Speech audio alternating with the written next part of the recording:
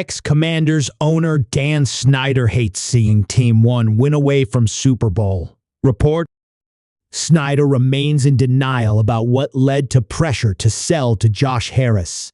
The Washington Commanders are just a win away from reaching Super Bowl LIX as they head to Philadelphia to face their NFC East-rival Eagles in the NFC Championship Game on Sunday. It's been more than a quick turnaround for this franchise, as quarterback Jayden Daniels, the team's No. 2 overall selection, and the new coaching staff headed by Dan Quinn have completely revitalized the Commanders to the point where they could be competing for the Vince Lombardi Trophy in New Orleans next month. But one person in particular doesn't seem to like watching this incredible NFL storyline unfold. That's because he used to own the team. ESPN reports Dan Snyder, the disgraced former owner of the Commanders, doesn't like seeing the franchise succeeding without him.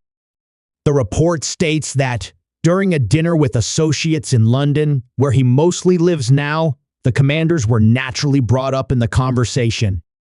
When one of those associates returned to the States, a colleague of theirs asked what Snyder thought about the team, which also had a first-year GM and Adam Peters build out a roster that was playing well at that time during the regular season.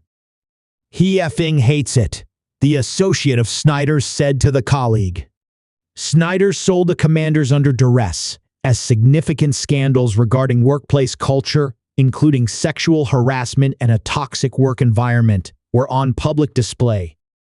An NFL investigation was conducted, which resulted in findings that supported the allegations, leading to pressure from all directions to sell.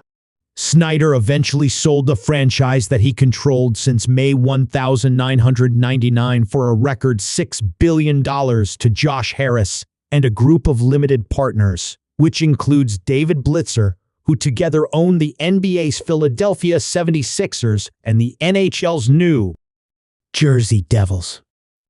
Magic Johnson is also in the ownership group. While he didn't want to sell the franchise, Snyder was pressured by his fellow owners, whom he wasn't in good standing with in the first place. There were even reports in 2022 stating that Snyder had told some close associates that he had dirt on Commissioner Roger Goodell and fellow owners, including Dallas Cowboys' Jerry Jones.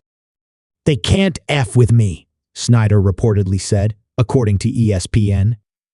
But the sale went through after Harris got around 20 partners to put up the capital, and the experienced sports team owner set out to change the culture within the team on all fronts. And that seems to be going faster than expected on the performance aspect. It seems that Peters and the rest of the organization hit the nail on the head, with Daniels, the Heisman Trophy winner out of LSU, who has shown poise, leadership, and clutch play to go along with what can clearly be seen on the gridiron, a dual-threat quarterback who has quickly become a star.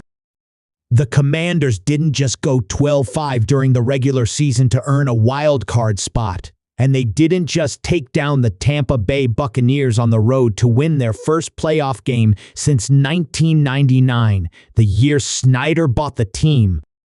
They had the upset of the year, dropping 45 points on the Detroit Lions to beat the NFC's No. 1 seed on the road at Ford Field, shocking a team that many believed to be destined for New Orleans.